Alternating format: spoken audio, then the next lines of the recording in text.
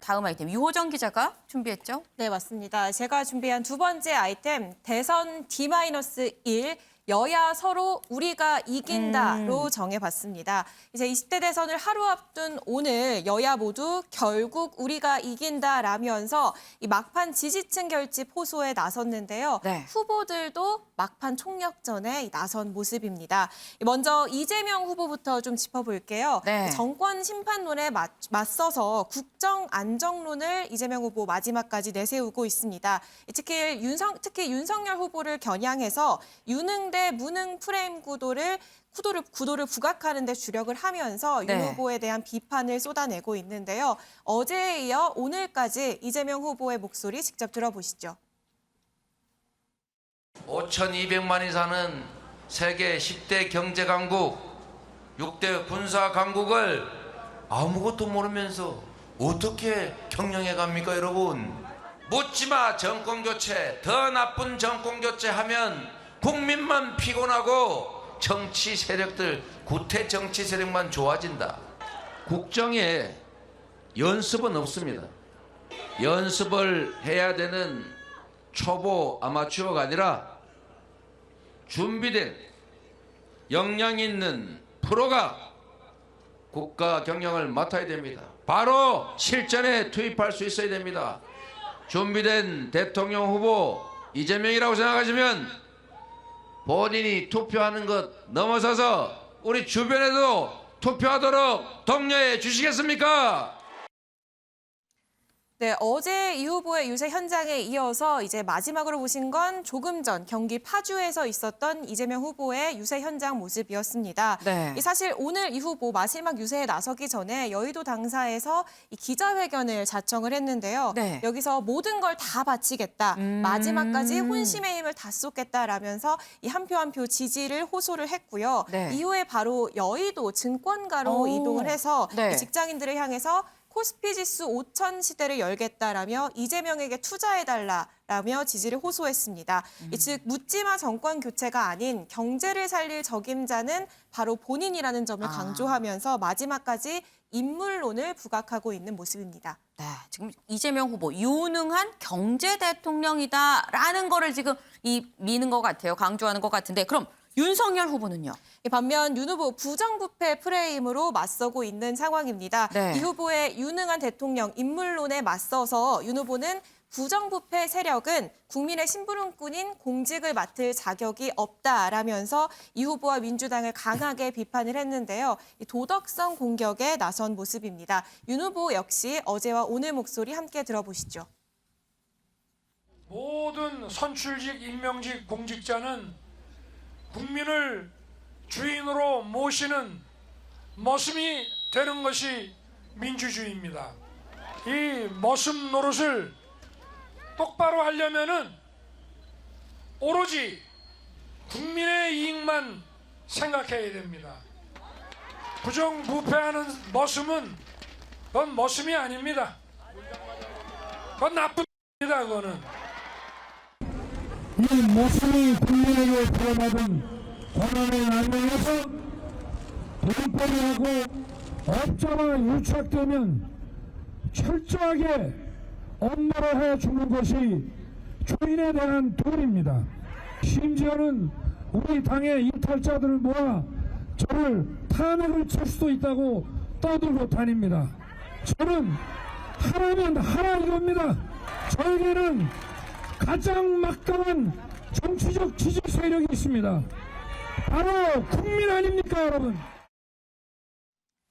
네, 방금 보신 화면은 이제 윤 후보의 오늘 첫 일정 제주 유세 현장 화면이었는데요. 네. 보신 것처럼 이제 이 후보의 도덕성 그리고 부정부패 관련 프레임을 강조를 하면서 네. 본인에 대한 지지를 호소하고 있는 모습입니다.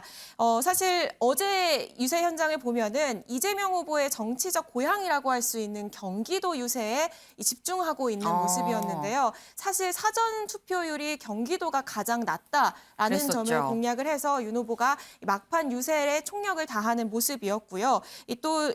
이와 관련해서 정권 교체 지지율이 높다라는 점을 유세 현장마다 강조를 하고 있습니다. 윤 후보 오늘 했던 발언 중에 대통령이 되면 탄핵될 수 있다는 얘기가 있다라는 걸 언급을 하면서 제 지지 세력은 국민이다라는 점을 강하게 호소를 했습니다. 네, 지금 보니까 뭐 유능한 경제 대통령 대 부정부패 척결할 사람 뭐 이런 이 구도로 지금 이 선거 막바지까지 지금 이 강력하게 주장하고 좀 전략적으로 가고 있는 것 같습니다. 그런데 뭐 전략이야 뭐 그럴 수 있는데 제주도 유세를 놓고서 좀 신경전이 벌어지고 있는 것 같아요. 네, 맞습니다. 사실 어제 이재명 후보와 윤석열 후보 두 후보 모두 다 네. 제주에서 유세를 계획하고 있던 상황이었습니다. 네. 그런데 윤 후보가 갑작스럽게 일정을 변경하면서 이 후보만 제주도에서 유세를 하게 된 상황이었는데요. 네. 이를 두고 이 후보 이 유세 현장에서 17개 시도인 제주도를 방문하지 않은 점을 부각을 하면서 윤 후보를 겨냥을 했습니다. 어제 사실 이준석 대표만 제주를 방문한 상황인데 네. 그래서인지 내일 윤 후보가 제주도를 방문할 것이다 라면서 이런 점을 강조하며 제주도민들에게 밝힌 바 있고요. 일각에서는 윤 후보가 이런 선거 공식 유세 기간 중에 한 번도 제주도를 방문하지 않았다라는 점을 강조하며 제주 홀대론을 제기하기도 했습니다.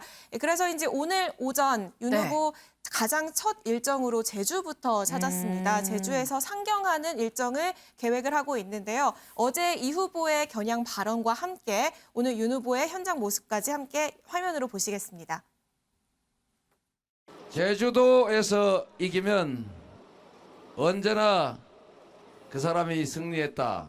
제주도에서 확실하게 이재명 선택해서 여러분의 미래를 스스로 더 나은 세상을 향하게 하겠습니까? 제주도는 비록 작은 섬이지만 당당한 대한민국 17개 시도의 멤버다. 존중해야 된다. 이래서 정말 많은 시간 들여왔으니까 한 20만 표는 더 해주는 겁니까? 정직하게 약속 지키고 책임 있게 제주도 변화시키겠습니다. 지난 오랜 기간 동안 제주에 약속만 하고 제주도민들의 기대를 저버린 저런 이기적인 정치 세력과 달리 저는 제주도를 제대로 책임 있게 변화시키겠습니다. 네, 지금 이재명 후보, 윤석열 후보 신경전이 참 대단합니다. 근데 또 그럴 만도 한 게 오늘이 선거운동 마지막 날입니다. 정말 젖먹던 힘까지 다 짜내서 오늘 좀 쏟아 부어야 되는 그런 날인데 그렇다면 지금 이 3시 31분 3초 지금 후보들은 어디 있습니까? 네, 현재 이재명 후보는 인천, 윤석열 후보는 대구, 심상정 후보는 대학로에 있을 것으로 보이는데요. 일단 이재명 후보 오늘 수도권 집중 공략에 나섰습니다. 이 서울, 경기, 인천 이 수도권에서만 9군데에서 유세를 펼친다는 일정이고요. 네. 저녁 7시쯤 청계광장에서 집중 유세가 마지막으로 예정이 되어 있습니다. 반면 윤 후보의 경우에는 제주도를 시작해서 네. 부산, 대구를 거쳐서 서울로 올라오는 이 상행선 유세로 선거운동을 마무리한다는 계획인데요. 네. 마찬가지로 저녁 8시 반 네. 서울시청 광장에서 마지막 유세가 예정되어 있는 상황입니다. 네, 이제 참 눈에 띄는 부분이 지금 이재명 후보도 윤석열 후보도 이 다 보면 이 광장, 이 유세 마지막 날인 오늘 광장 유세가 있다는 겁니다. 네, 맞습니다. 이 촛불 집회 탄핵 정국 당시에 이 서울 광장의 의미를 다시 한번 자극한다라는 게 이 후보 측의 입장입니다. 네. 이 전국적인 정치인으로 사실 성장한 그 배경이 탄핵 정국 때 이 후보가 사이다 발언을 하면서부터였거든요. 이런 점을 좀 다시 한번 강조하겠다라는 계획이고요. 윤 후보 같은 경우에는 정권 교체의 현장이 바로 광화문 광장이다라는 점을 좀 부각하려는 의도로 보입니다. 오늘 마지막 유세에서 윤 후보는 홍준표 의원 또 유승민 전 의원, 안철수 대표가 모두 참석해서 원팀 유세에 나설 계획인데요. 네. 이런 마지막 유세에도 좀 두 후보 모두 다 힘을 싣고 있는 분위기입니다. 그렇군요. 윤경호 의원님. 지금 보면은 두 후보 모두 지금 광장 일정을 잡았습니다. 상당히 좀 많이 좀 새 결집된 거를 좀 보여주겠다라는 의도가 지금 보이는 그런 일정인데 이 두 후보 광장 유세를 택한 이유가 구체적으로 뭘까요? 여러 가지 상징성을 갖고 있죠. 우선 민주주의의 출발지 그리스 아테네 아크로폴리스 광장이잖아요. 또 다중들을 직접 만날 수 있다라는 측면도 있고요. 네. 또 두 후보가 택한 청계광장과 광화문 광장은 어찌됐든 대한민국 정치의 중심이라고 할 수 있는 뭐 중앙 정부 또 청와대 가까이 있는 곳이고요. 그런 점에서 마지막 유세지를 거기로 택했다. 네. 전 상당히 압축적인 그러니까 다중의 상징성을 갖고 있는 걸로 그렇게 보이는데요. 이제 저는 이번 이 대선 유세 캠페인을 보면서 이 디지털 시대 그다음에 포스트 코로나라는 얘기 하지 않습니까? 이런 거 감안해 볼 때 이제 이렇게 대중들과 만나는 유세 방식 이런 선거 운동이 앞으로 참 언제까지 이어질 건가 이런 생각을 이번 대선 캠페인에서 아주 강하게 가졌습니다. 아마 뭐 단언할 수는 없지만 아마 멀지 않은 기간 내에 이런 방식의 선거 운동보다는 토론이라든지 아니면 다른 온라인 방식이라든지 뭐 이런 걸로 유권자들과 만나는 게 더 많아지고 이런 직접적인 접촉은 점점 줄어들지 않을까 저는 그런 생각도 한번 해봅니다. 네. 이도훈 의원님도? 그러니까 오늘 저녁에 서울 시내에 나가면은 굉장히 재미있는 장면을 볼 수 있을 것 같아요. 네. 그러니까 거의 저녁에 비슷한 시간에 거의 비슷한 장소에서 하지 않습니까? 그렇죠. 그렇다면 어느 쪽에 더 많은 사람이 갔을까? 네. 그리고 어느 쪽에 열기가 더 뜨거웠을까? 어느 쪽에 메시지가 좀 더 확실했을까? 이런 거를 비교할 수 있지 않겠습니까? 이재명 후보는 이제 그 촛불 시위가 시작된 곳, 문재인 정권이 촛불 정권이라고 하니까 그 정권을 이어가는 이재명 후보로서는 거길 택한 것 같고, 윤석열 후보가 서울광장을 택한 것은 작년 4월 7일 날 보궐선거에서 서울시를 국민의힘 입장에서는 탈환했다고 보고 이번에는 아예 정권을 다시 가져오겠다 그런 의지를 서울광장에서 보이는 것 같고 네. 마침 여기에 이제 유승민, 홍준표, 안철수 세 분도 같이 한다니까 네.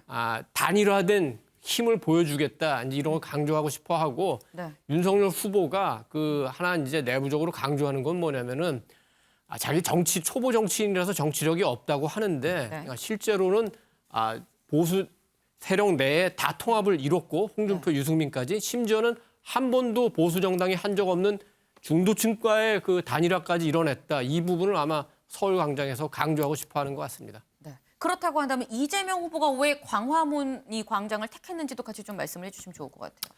항상 그 모든 선거 운동은 서울에서 시작해서 서울에서 끝나는 겁니다. 그래서 2월 15일 첫 그 공식 유세가 시작할 때도 네. 윤석열 후보는 서울에서 대전 거쳐서 대구 가고 부산까지 가지 않았습니까?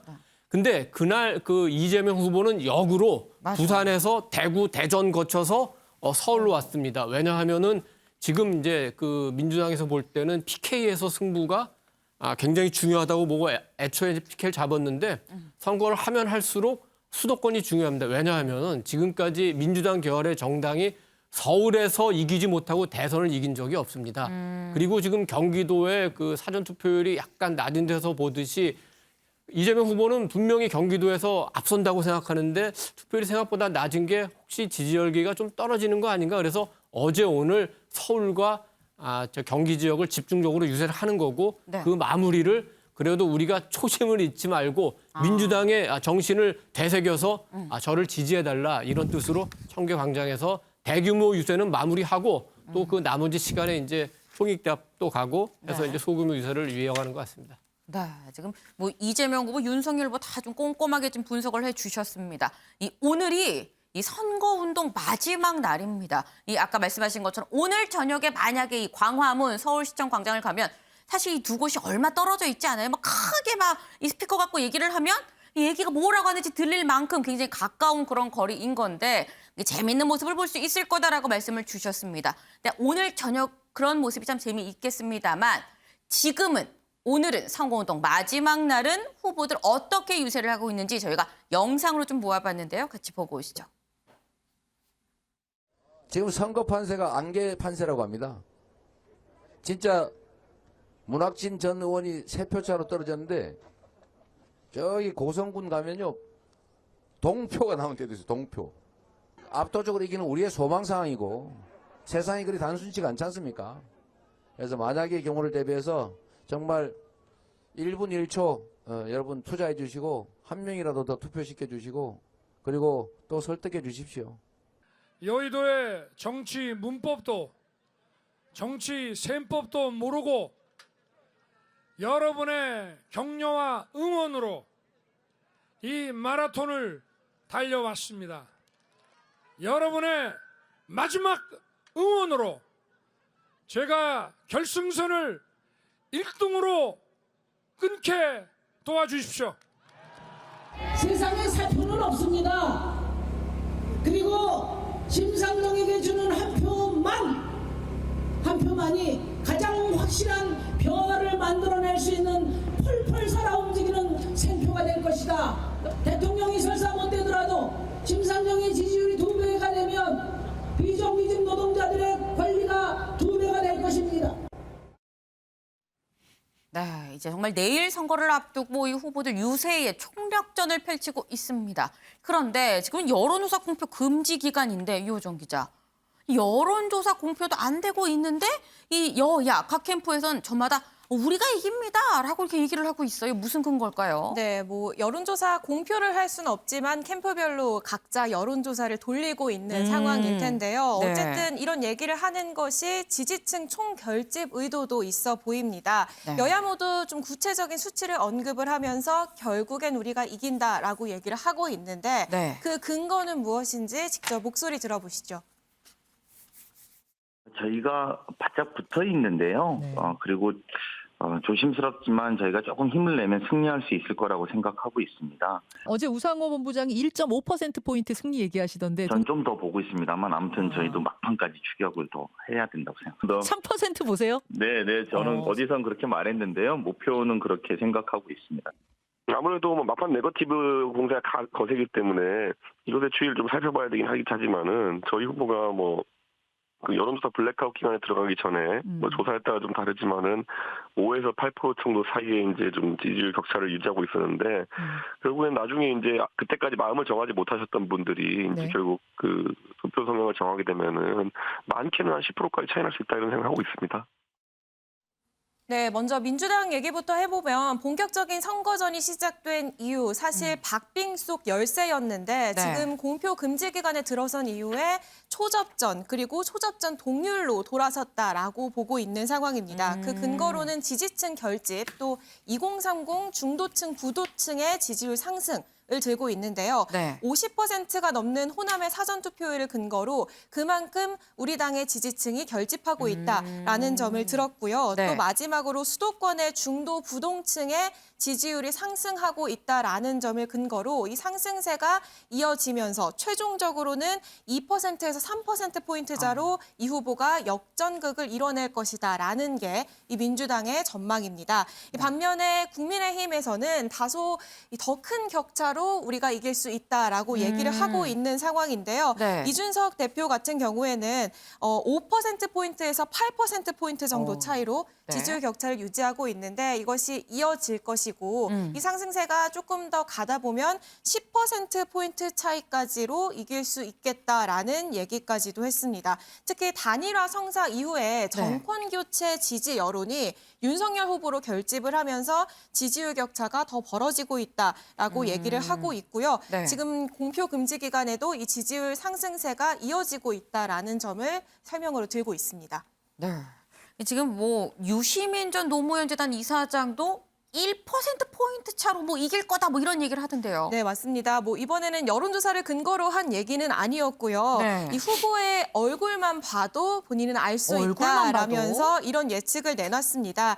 그러니까 윤 후보가 초조한 정도가 아니다. 최근 며칠 거칠고 사납고 웃음기가 하나도 없고 언성이 높아졌다면서 결국에 여론조사 결과가 안 좋은 것이다라는 주장을 하기도 했습니다. 네, 지금 말투, 제스처를 보면은 초조한 게 보인다라는 약간 감에 의지한 이 얘기긴 하긴 했습니다만 이 유시민 전 이사장은 윤석열 후보가 말하는 걸 보면은 좀 초조해 보인다라고 지금 얘기를 하고 있는데 지금 투표율을 두고도 이 좀 각기 다른 해석을 내놓고 있어요. 네, 맞습니다. 게다가 또 이번 사전 투표율이 역대 최대 가장 높잖아요. 가장 높죠. 네, 그렇다 보니까 이를 두고도 또 상반된 해석을 내놓고 있는 상황인데요. 네. 여야 모두 이 투표율이 높을수록 본인 진영에 유리하다라는 주장을 이어나가고 있는 상황입니다. 먼저 이해찬 전 대표는 높은 사전 투표율은 이재명 후보 승리의 청신호다라는 주장을 했는데요.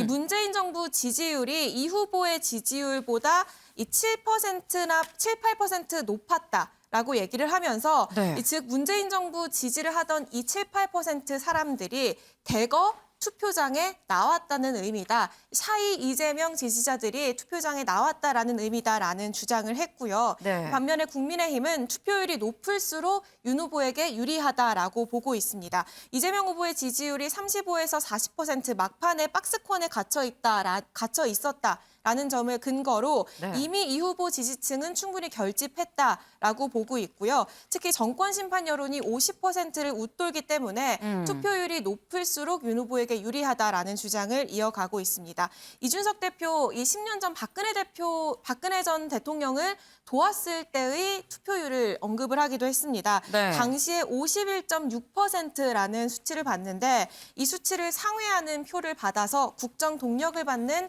선거 결과가 나왔으면 좋겠다라는 점을 밝히기도 했습니다. 네, 지금 뭐 여야 후보들 지금 서로 이 아전인수격의 해석을 지금 내놓고 있습니다. 이 선거 막바지가 되다 보니까 서로 뭐 막 우리가 이긴다, 그리고 좀 격한 말도 나오고요. 근데 그러다 보니까 어제 사실 이 사건이 하나 발생을 했습니다. 바로 이 민주당 송영길 대표가 이 괴한한테 이 피습을 당하는 사건이 있었었는데, 근데 송 대표 물론 뭐 다행히 뭐 심각하게 다치진 않았다고 하긴 했었는데 지금 보니까 이재명 후보 마지막 유세에 합류를 했어요. 네, 맞습니다. 오늘 오전에 머리에 붕대를 감은 채로 네. 이재명 후보의 기자회견에 참석하는 모습이었습니다. 방금 네. 지금 보시는 화면인데요. 네. 말 그대로 붕대의 투혼이라고 해야겠죠. 네. 송 대표 오늘 오전 SNS에 다행히 치명적인 부위는 비켜갔고 뇌출혈도 없었다라고 밝혔고요. 다행입니다. 이 마지막까지 저희가 미워서 윤석열, 안철수 후보를 지지하는 국민의 목소리를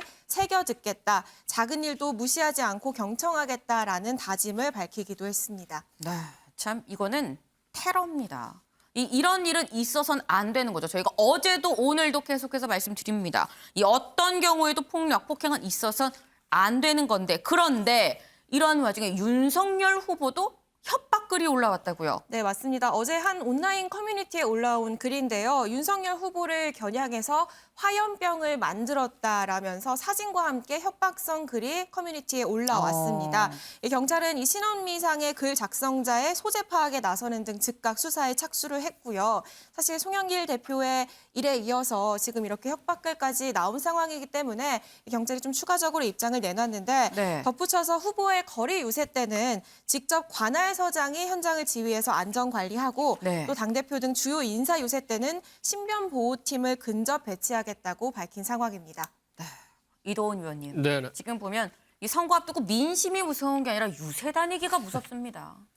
일단은 이제 어제 사건이 일어나고 경찰에서 후보마다 이제 경호를 강화하고 있다니까 네. 내일까지는 뭐 특별한 일은 없을 거라고 믿고 꼭 그렇게 돼야 되겠죠. 그렇죠. 폭력은 뭐 어떤 상황에서도 정당화될 수 없는 거지만 특히 그 선거, 정치와 관련된 폭력, 테러는 우리 민주주의를 훼손하는 굉장히 중대한 범죄입니다. 이번에 뭐 범인도 붙잡혔습니다만 그 수사해서 왜 이런 일이 일어났고 철저히 조사해서 합당한 그 처벌을 내려야 되겠고, 특히 이제 이런 사안에 대해서는 여야도 없고 진영도 없고 뭐 보수 중도 진보 이념도 없다고 봅니다. 다 같이 정치적인 테러에 대해서는 규탄하고 한 목소리로 이거는 연대를 해야 될 사안이라고 봅니다. 네, 지금 여야도 없고 다 연대를, 이런 일은 있어서는 안 된다는 말씀이셨습니다.